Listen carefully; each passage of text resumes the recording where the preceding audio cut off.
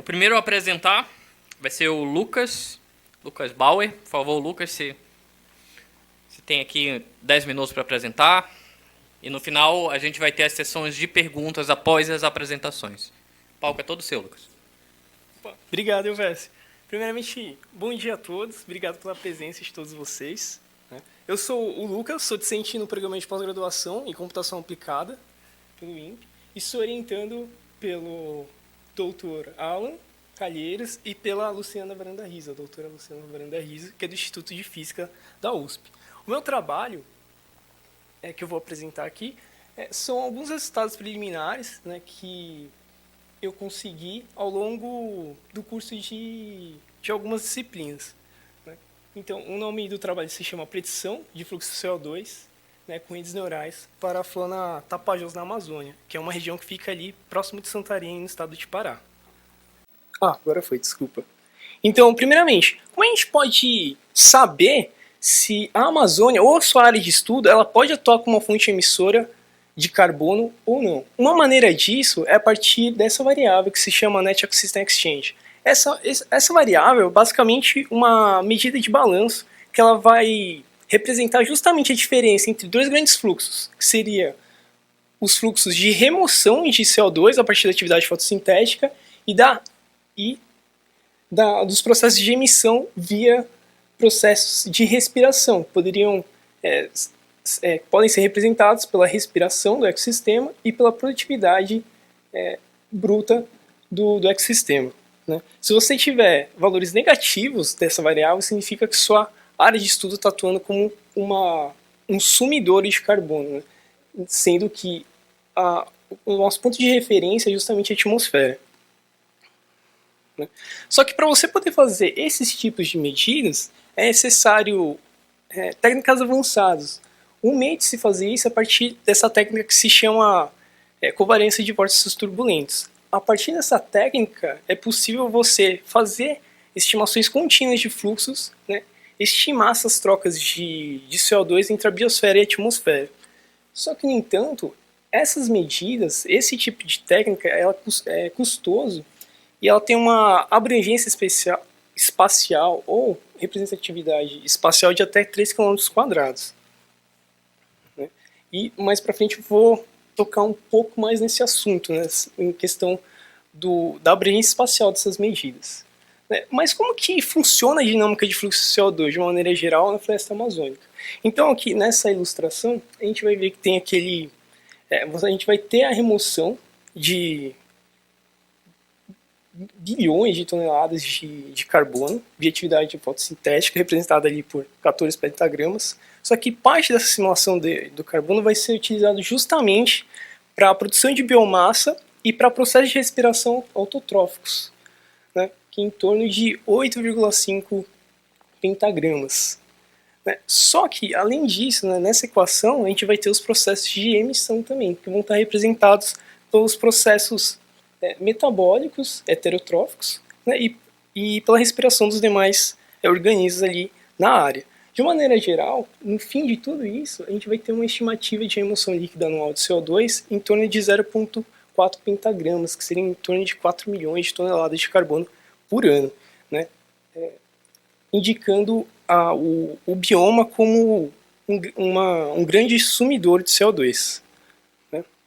Mas o que está por trás dessas trocas? O que rege essa variabilidade de fluxo de CO2, não só na Amazônia, mas também em outras regiões também. Então, basicamente, a gente vai ter a questão de temperatura, água e nutrientes, que são básicos para que você tenha atividade fotossintética ali da cobertura vegetal, mas você também vai ter outros fatores, como a presença de aerossóis e nuvens. Os aerossóis, no caso, são partículas em suspensão na atmosfera, eles vão ter uma interação complexa com a radiação, podendo favorecer a incidência da radiação difusa, por exemplo, promovendo aumento da atividade fotossintética, um exemplo.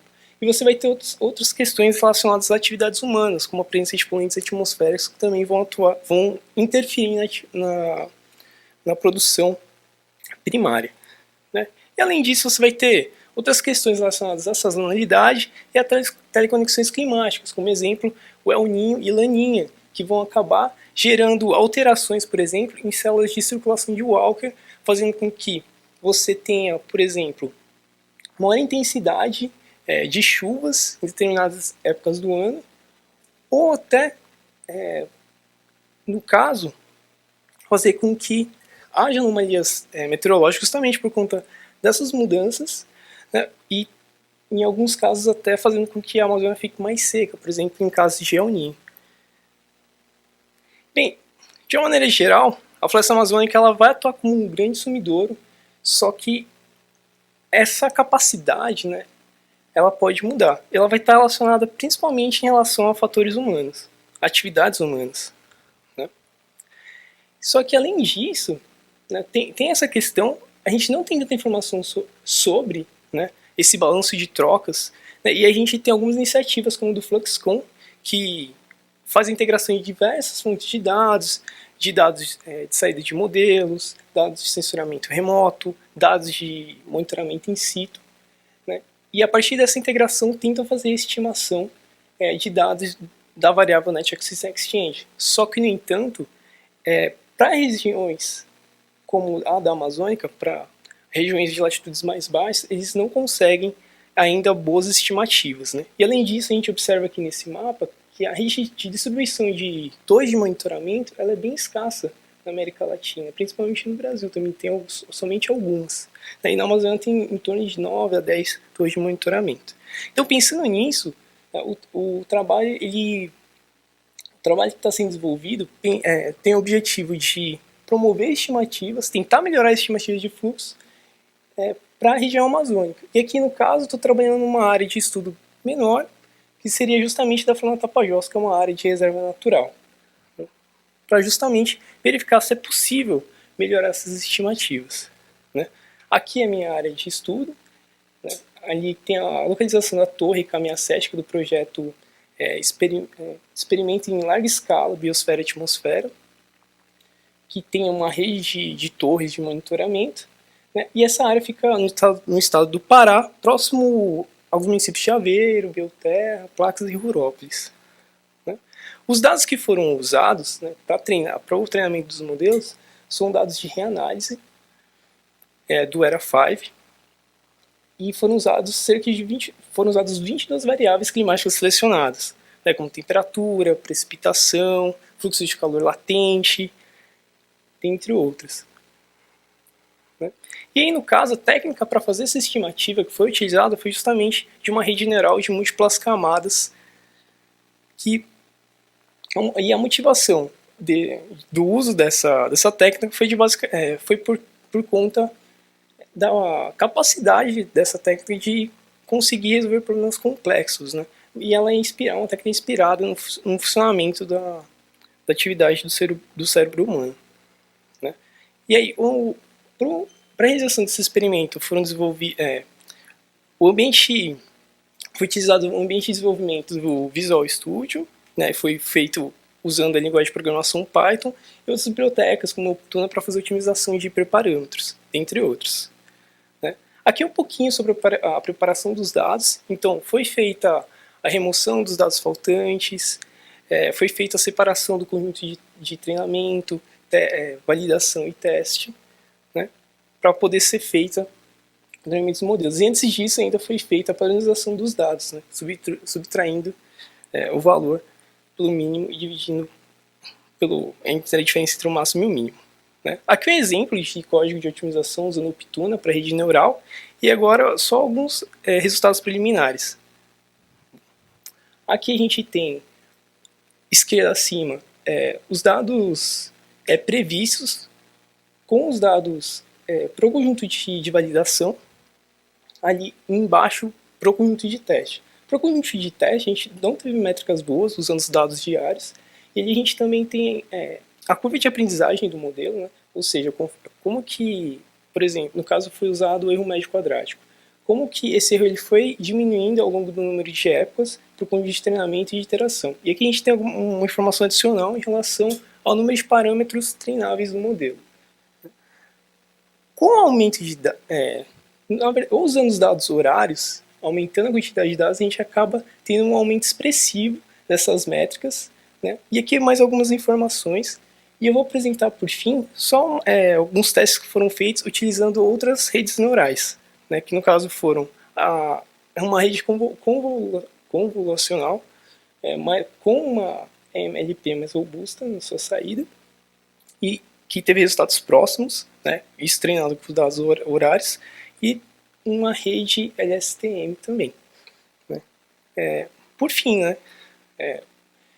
parece que é muito importante no caso para o meu problema, para os dados que foram utilizados e para o ajuste que foi feito para a rede, parece que o volume de dados é muito importante e com o uso de dados horários a gente acabou tendo uma melhora expressiva nos resultados do modelo.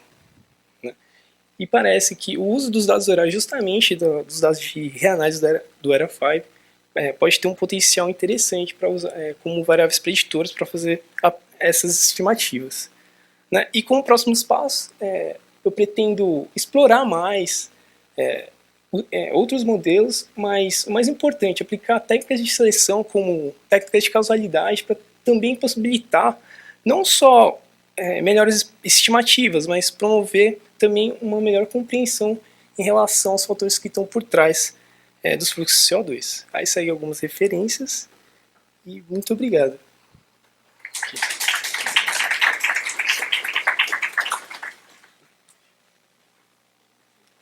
Obrigado, Lucas. Vamos partir agora para a próxima apresentação, que é da Nayeli. Boa tarde, meu nome é Nayeli, eu sou aluna da graduação e eu vou apresentar um projeto que é do meu TCC, que ele ainda está em andamento. É o estudo de técnicas fuzzy e redes neurais na análise de dados de qualidade do ambiente interno. O problema que a gente identificou é que a alteração de variáveis climáticas ela pode gerar nos ambientes, ainda mais ambientes quentes, cansaço, reduzir a produtividade da pessoa, deixar ela mais sonolenta, e os ambientes mais frios pode reduzir o estado de alerta e a concentração da pessoa. Foi realizado um estudo no Instituto Federal com uma tese de doutorado de uma professora arquiteta, e o objetivo dela era identificar a umidade e a temperatura do ambiente construído e verificar como que era a qualidade daquele profissional que estava ali dentro. Ela utilizou os sensores Robo, o 12 e o 12013. E esses modelos, eles medem a temperatura e a umidade relativa do ar. Ela chegou na conclusão de que o ambiente construído, do IFSP, ele causava aqueles profissionais muita desconcentração, poderia afetar totalmente no dia a dia deles e no dia a dia dos alunos que posteriormente vão sair uns profissionais de lá de dentro para o mercado de trabalho. Portanto, como motivação, eu usei a tese dela e também uma iniciação científica que eu fiz no ensino técnico, que era o estudo de caso de inteligência artificial aplicada à automação residencial, e o meu projeto integrador do ensino técnico, que foi uma estação meteorológica portátil, utilizando IoT, e também pela trazer uma otimização das coletas com sensores de baixo custo, porque os sensores que ela utilizava era de custos muito altos. Aqui é a introdução do que é o projeto, seria o protótipo com os sensores que eu vou utilizar. Através dele, ele vai mandar para uma base de dados na nuvem, que seria de um TixPeak. A programação dos sensores vai ser via Arduino e do sistema de fuzzy ou do treinamento de redes neurais vai ser utilizado no Colab com Python. Aí, através depois que a tecnologia fizer toda a parte de coleta e o sistema funcionar, ele vai enviar alertas para as pessoas, mostrando como que está aquele ambiente onde elas estão. Esse foi o protótipo desenvolvido no meu ensino técnico. O desenvolvimento, eu vou utilizar as normas da BNT 16401, que ela fala sobre temperatura e umidade para o ambiente estar adequado para conviver. E também uma tabela de um estudo científico sobre o sensor de qualidade do ar, onde ele capta os índices que são adequados, sendo bons, moderados, insalubres, etc. Eu fiz um simulador fuzzy como um primeiro estudo, que ele tinha como entrada a qualidade do ar, a temperatura e a umidade. Por enquanto, só utilizei 7 regras. Será aprimorado esse estudo ainda e será colocado mais regras nesse simulador. E como saída, ele mostrava como que aquele ambiente estava para a pessoa ficar. Aqui foi um exemplo de dados testados com a qualidade do ar no índice 5, uma temperatura de 25 graus e uma umidade de 50%. E como conclusão, queremos como trabalho futuro criar protótipos que vai ficar em salas de aula, laboratórios com pessoas que tem 40 alunos na média e um professor com máquinas, e na sala dos professores, para a gente conseguir fazer a coleta desses dados e mandar para o nosso sistema e verificar os alertas que podem gerar e como que a gente pode melhorar a vida daquelas pessoas naquele ambiente. Aí aqui seria um esquema de como ele vai funcionar, a coleta de dados. Via IoT ele vai enviar os dados para a nuvem. A partir do nosso banco de dados na nuvem, ele vai enviar para o nosso sistema de monitoramento fuzzy e, posteriormente, vamos fazer o treinamento das redes neurais e, assim, enviar os alertas para o controle daquele ambiente. Ele também é bastante importante por conta de o sensor que eu vou utilizar, o MQ-135, ele consegue detectar gases perigosos. Então, por exemplo, se a pessoa está dentro de um laboratório com 40 alunos, se o sistema já detectar e conseguir enviar um alerta, ele já consegue ajudar na vida daquelas pessoas.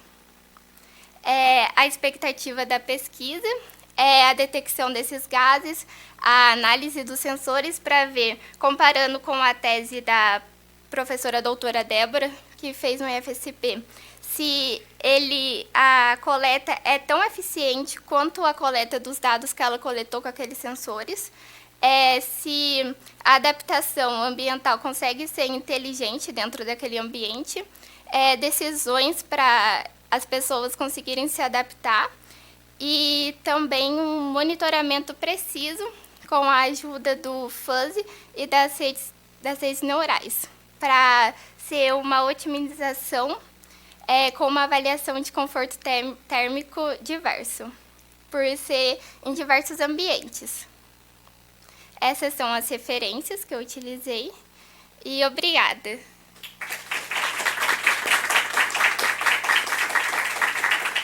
Alguém tem alguma dúvida? Próximo, só confirmando aqui, é o Thiago. Bom dia a todos. Meu nome é Thiago Zani, eu sou aluno da FATEC de São José dos Campos, na graduação. O curso que eu faço lá é desenvolvimento de software de multiplataformas.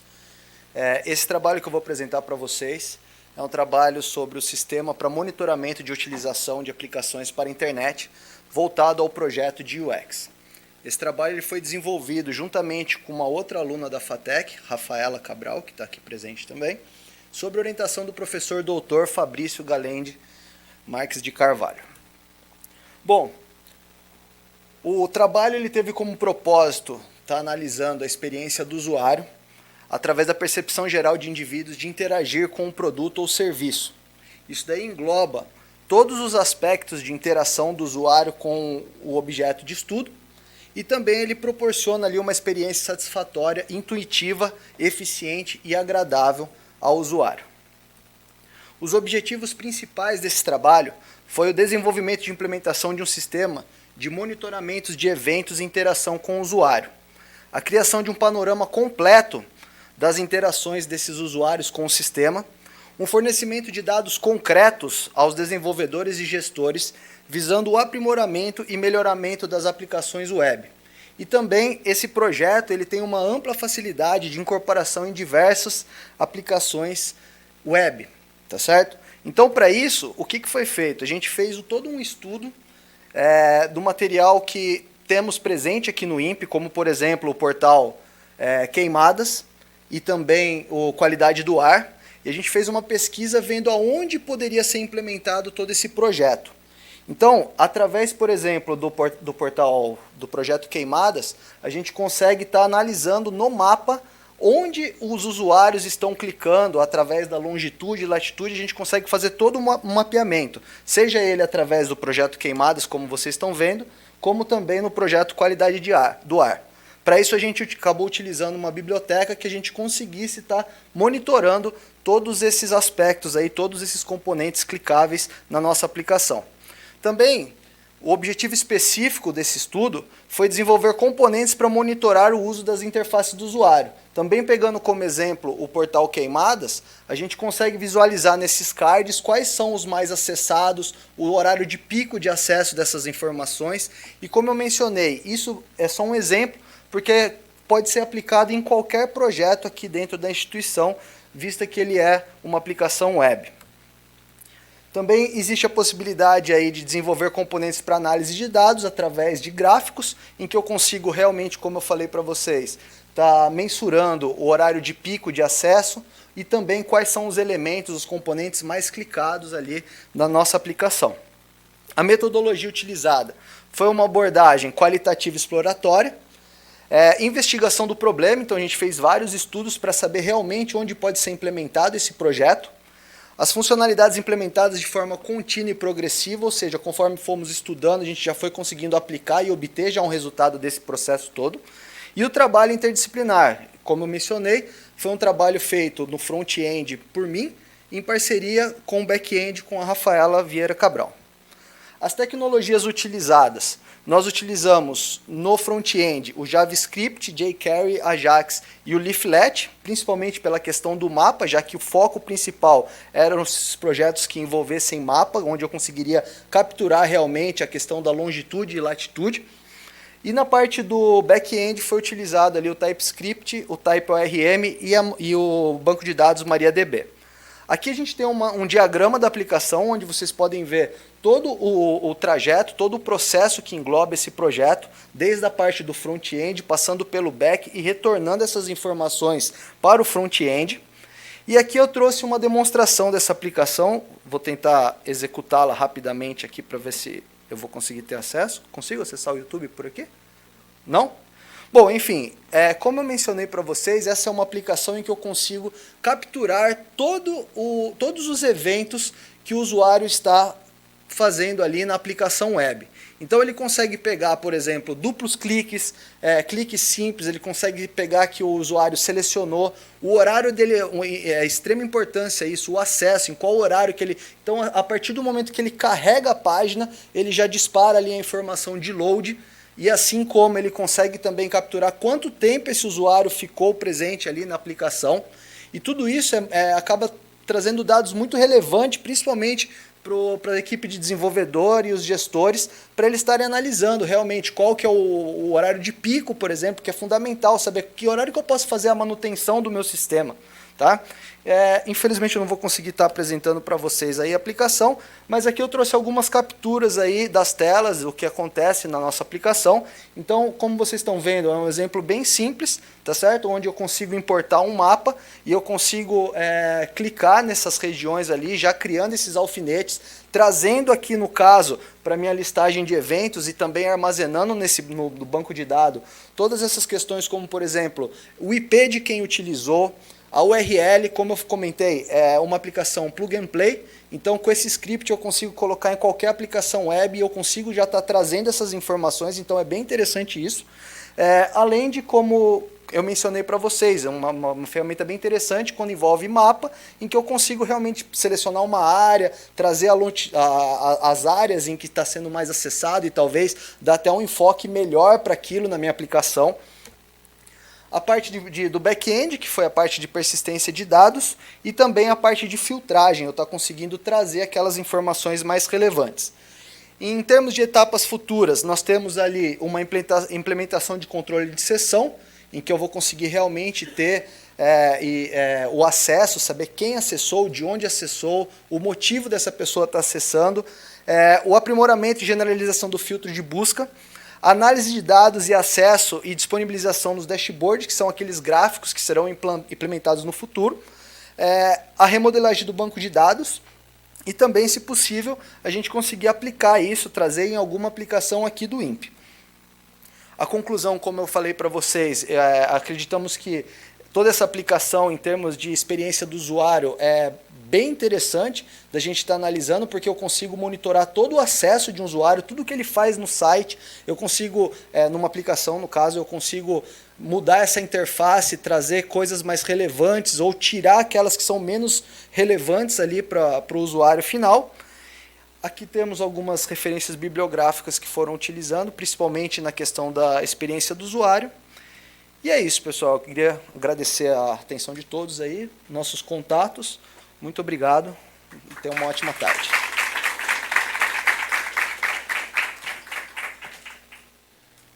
Bom dia / boa tarde a todos aí. Por último, e diante de tudo que foi exposto até o momento, menos importante, eu julgo, eu sou o Gabriel Ditt, aluno de doutorado do CAP e orientando do Dr. Elcio Shigemori. E eu gostaria de iniciar essa apresentação com um breve vídeo. Ah, não vai conseguir? Bom, então vamos sem vídeo. Bom, o meu trabalho é intitulado Reconhecimento de Marcos via Rede Neural Convolucional, visando a estimativa da altura de voo de um veículo aéreo. Para explicar a proposta desse trabalho, eu vou passar pelo seguinte roteiro: introdução, metodologia, resultados e conclusões. Bom, o problema é estimar a altura de um vetor aéreo, que pode ser considerado um drone, um helicóptero, um avião, por meio de técnica de inteligência artificial com vistas ao apoio à navegação aérea autônoma. Por que a gente vai utilizar técnicas de inteligência artificial? Elas podem ser utilizadas em tempo real, elas compreendem cenários distintos e identificam com certo grau de confiabilidade o alvo desejado. Esse trabalho está diretamente ligado apenas à determinação da altura de voo, que é a distância, como os senhores podem ver, entre o terreno e a linha de voo, e não a altitude de voo. Isso é comum o pessoal fazer confusão com isso, então a gente está ligado à altura de voo. Por quê? Por fatores óbvios: evitar colisão ou queda com o terreno. Por que não estamos lidando com a planimetria, né, a navegação horizontal? Isso a gente já tem algumas técnicas bem consolidadas aí. Então a gente, para solucionar um problema da onde eu trabalho, o Instituto de Estudos Avançados, a gente está focando diretamente na altura de voo.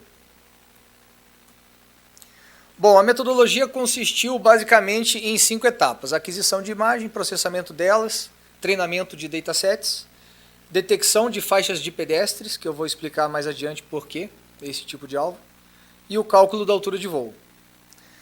Dentro da aquisição de imagens e no processamento de imagens, a gente tem como objetivo utilizar o IOLO. Por quê? E por que utilizar as faixas de pedestres? Elas são referências dentro de cenários urbanos e possuem um padrão fixo para a realização de suas pinturas. Larguras, comprimentos e distância entre duas faixas consecutivas não variam. Isso as torna um bom referencial para a gente utilizar para a estimativa. A tomada das fotografias visou compreender cenários dentro das nossas possibilidades e limitações de voo, compreender ali cenários com variação de fundo, variação de escala e também variando rotação. Foram obtidas então 300 imagens contendo faixas de pedestres, 240 foram separadas para o treinamento e 60 para a validação. Aproximadamente 2.500 bounding box foram gerados e o processamento das 300 imagens passou por outros 3 tipos. Elas foram transformadas para níveis de cinza, HSV e binário. Níveis de cinza porque a gente queria manter um pouco ali a definição, textura, contornos e reduzir um pouco da quantidade de entrada de entradas para a rede, né? Ao invés de 3 bandas, ficaria só uma banda ali em níveis de cinza. HSV, para a gente fazer um experimento com um sistema de cores completamente diferente, vendo o que isso poderia resultar. E por se tratar de um alvo bem rudimentar que a gente está tentando detectar, por que não também utilizar uma imagem bem rudimentar? Então geramos também um dataset com imagens binárias. Bom, treinamento dos datasets e detecção das faixas. Após a rotulagem das imagens, né, os datasets foram organizados em quadros distintos, composto apenas por imagem em RGB, em níveis de cinza, binário e HSV, e os treinamentos foram realizados utilizando o YOLO. Desses modelos, a gente gerou 5 modelos de ativação. Por que 5? O dataset RGB, nós utilizamos a arquitetura Full ou Default, né? E nos demais a YOLO Tiny. E por último, o cálculo da altura de voo. Ele é dado dessa relação, né, que a altura é D, que é o tamanho do alvo no solo, que vem lá daquela detecção das imagens que vem da pintura dessas faixas no solo, e tem mais ou menos 1 metro. E sobre a tangente de B vezes P, onde B é o ângulo visual de 1 pixel, e isso a gente tem que recorrer no manual do equipamento que você está utilizando. Ele vem da relação entre o FOV e a diagonal da imagem. E P é o tamanho em pixel do alvo da imagem, que vai sair exatamente da ativação dessa rede com o bound box em torno de uma caixa, de uma faixa de pedestres. Bom, os resultados do treinamento. O melhor treinamento se deu por meio do modelo RGB Full, com um dataset de imagens totalmente em RGB, com 90% da acurácia da validação, e os demais modelos giraram em torno de 88% deste. Se tudo der certo, a gente espera ao final, né, da ativação encontrar algo parecido com isso, onde 2 faixas consecutivas de faixas de pedestre são identificadas. Dessas 2 imagens a gente já consegue verificar uma certa limitação, onde quando as faixas de pedestres não estão totalmente na vertical ou totalmente na horizontal, isso vai gerar um bound box que vai superestimar o número de pixels destas faixas de pedestre. Então, passando de maneira bem rápida aqui e traçando um modelo de score, todas as imagens foram testadas com todos os modelos de ativação. E fazendo um esqueminha de scores ali, a gente vê que o RGB Full, de arquitetura Full, ele responde melhor a qualquer tipo de entrada de imagens, tá? Mas a gente também constata que das 12 imagens que foram submetidas, as 12 imagens binárias submetidas ao modelo binário, ele acertou 12 das 12. Mas não basta eu acertar 12 de 12 com uma qualidade ruim. Para isso foi idealizado uma avaliação qualitativa, onde 1 representa uma qualidade horrível, 2 uma qualidade razoável e 3 uma qualidade boa. E aí, de novo, num sistema de scores, a gente vê que o RGB Full consegue superar todos eles. Aqui, só para vocês não ficarem boiando, isso é um exemplo de uma imagem com ativação ruim. Esse bounding box que ele está mostrando não representa nada para mim. Esse é um razoável, onde ele consegue separar 2 faixas consecutivas, porém ainda superestimando. E aqui é um exemplo bom, onde o bound box ele está justo a 2 faixas consecutivas.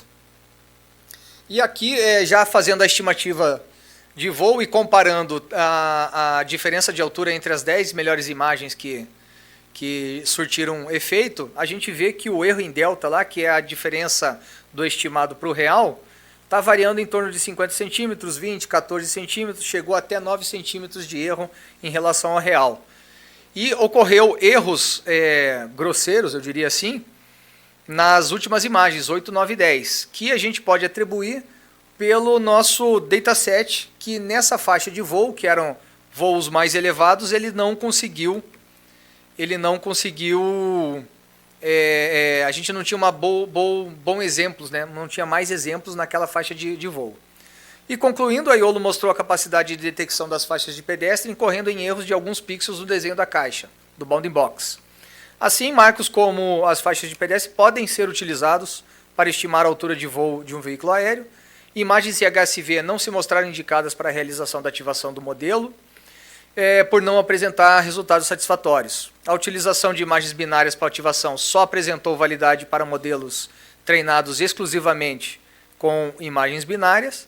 A combinação mais satisfatória entre dataset treinado e imagens de ativação recai sobre os modelos com imagens em RGB e ativação realizadas com imagem RGB arquitetura full. A rede mostrou uma melhor acurácia no desenho das caixas quando as faixas eram apresentadas totalmente na horizontal ou totalmente na vertical.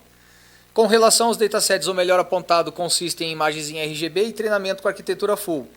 O espectro de imagens usadas para ativação pode ser aumentado e deve. As incoerências nas estimativas também recaem sobre o dataset, que ficou pobre em uma determinada faixa de voo. O cálculo da altura de voo pode ser realizado por meio da fórmula simplificada proposta. E resultados encontrados atingem o objetivo do trabalho, que é propor uma alternativa para mitigar a negação ou a interferência nos sinais GNSS e permitir uma navegação aérea autônoma.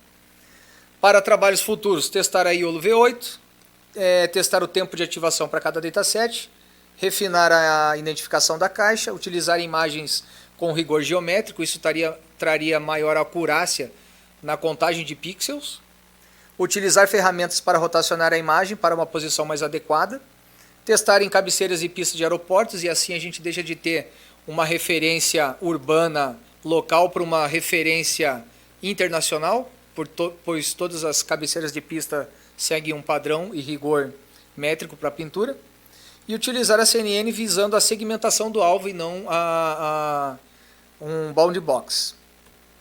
Para fechar, eu deixo a frase que na batalha das estratégias, cada medida gera a sinfonia oculta de uma contramedida, e o meu contato, que não apareceu nessa versão. Obrigado.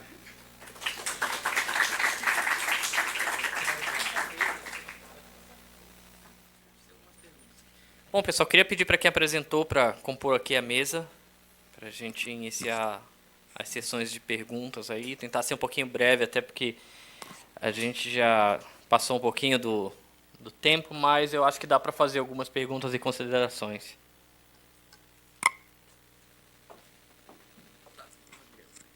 Deixa um aqui. Alguém tem alguma pergunta? Aqui do Giovanni.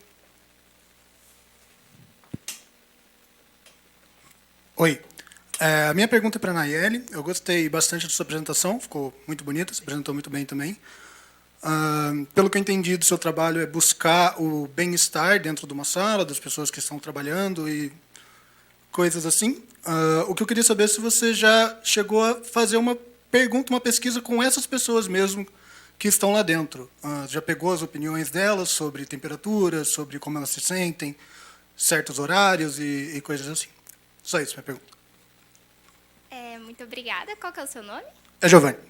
Giovanni, a tese da professora Débora, a arquiteta, ela fez essa pesquisa de campo e fez essa pergunta para essas pessoas em como elas se sentiam. Aí eu vou me basear na tese dela, com essa pesquisa dela de campo, para a parte do meu trabalho que vai ser mais técnica. Tá bom, entendi. Obrigado, Nayeli. Nada. Mais alguém tem perguntas? Aqui, o Leonardo. Eu meio que tinha uma pergunta para cada um, mas vou tentar ser um pouco breve.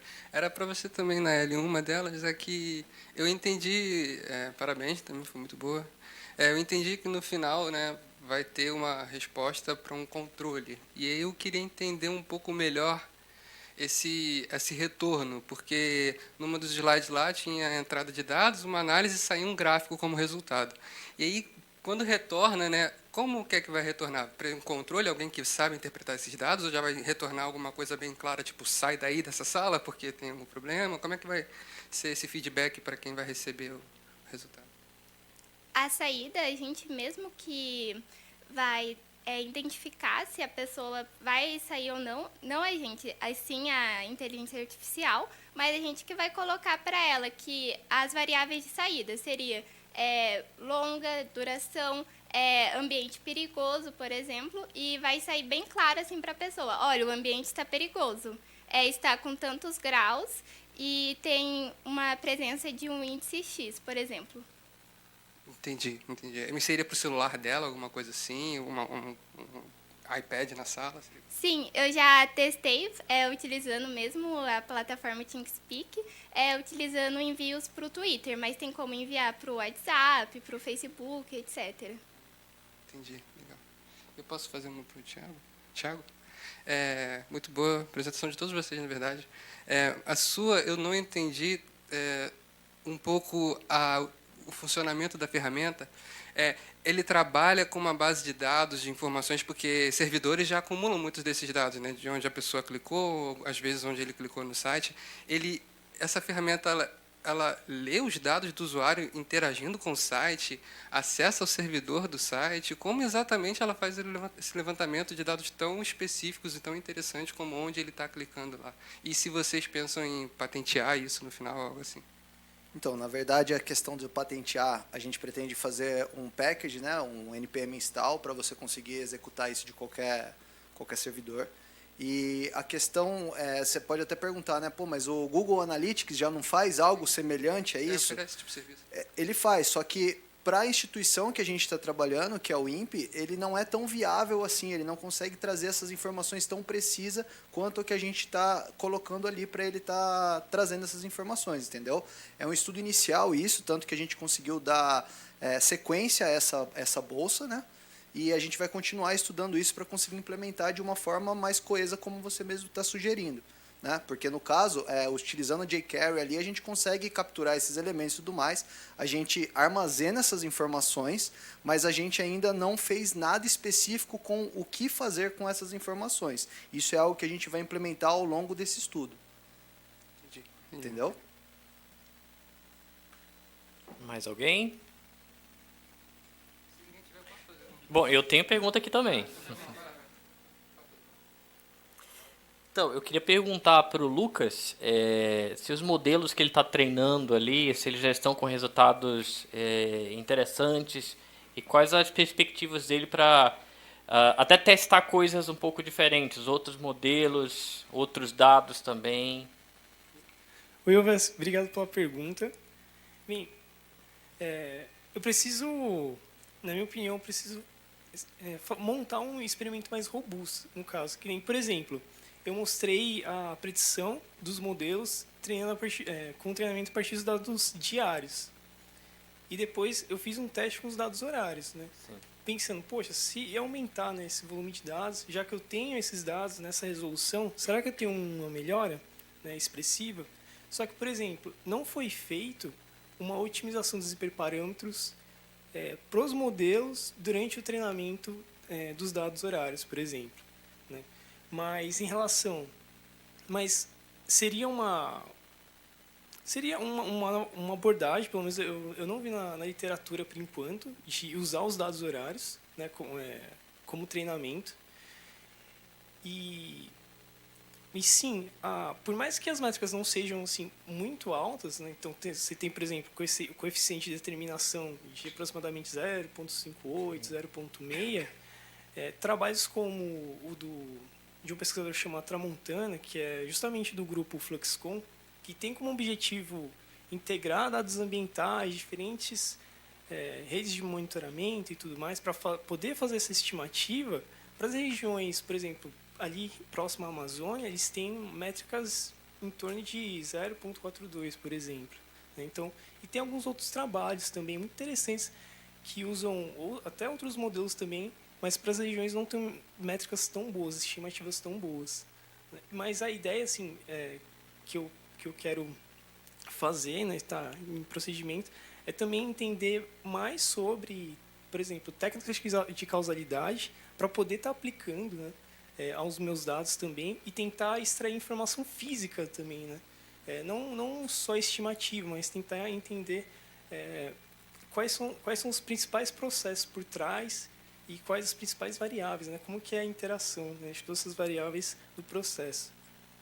Basicamente isso. Obrigado. Mais alguma pergunta? Tem o Luan, tem ali atrás também, aqui na frente. Luan? Tá, obrigado. A minha pergunta para o Gabriel. Gabriel, parabéns pelo trabalho.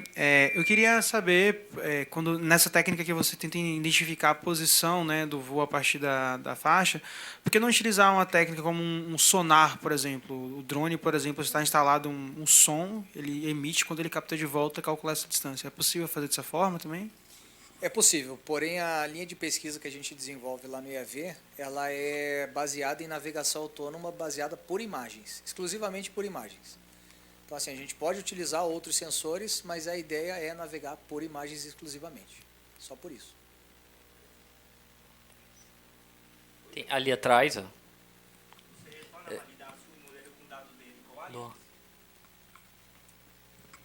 Para Lucas.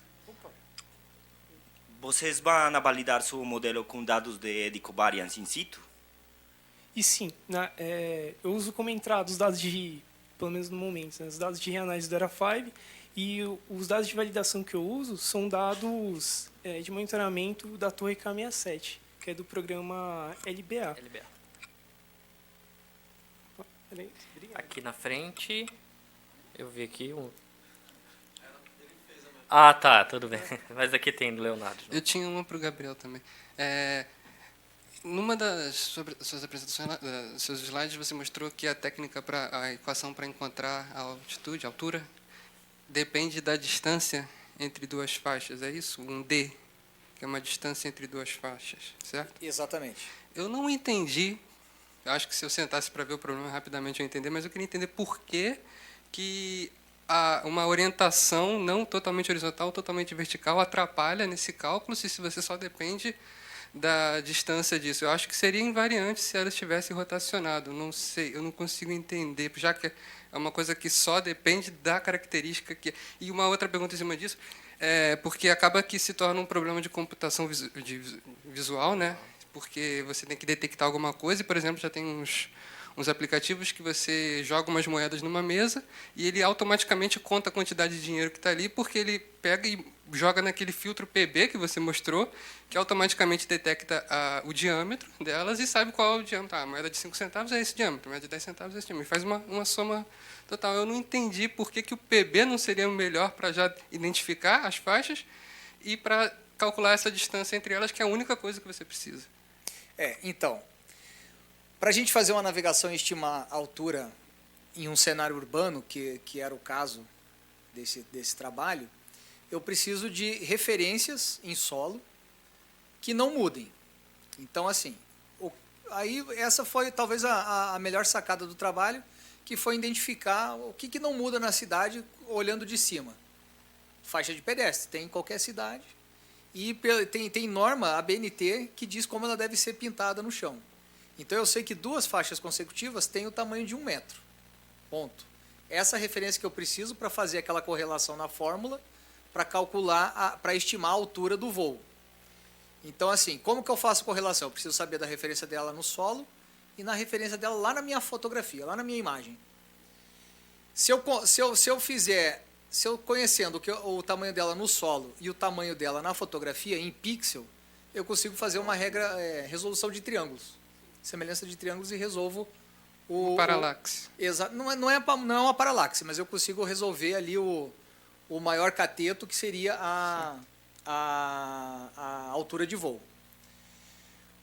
Ela não estando completamente na horizontal ou na vertical, vai implicar num bound box um pouquinho maior do que realmente ele está lá. Então, se eu pegar a menor distância, que é o que eu uso para fazer o cálculo da altura, essa menor distância não vai ser, por exemplo, 10, vai ser 120.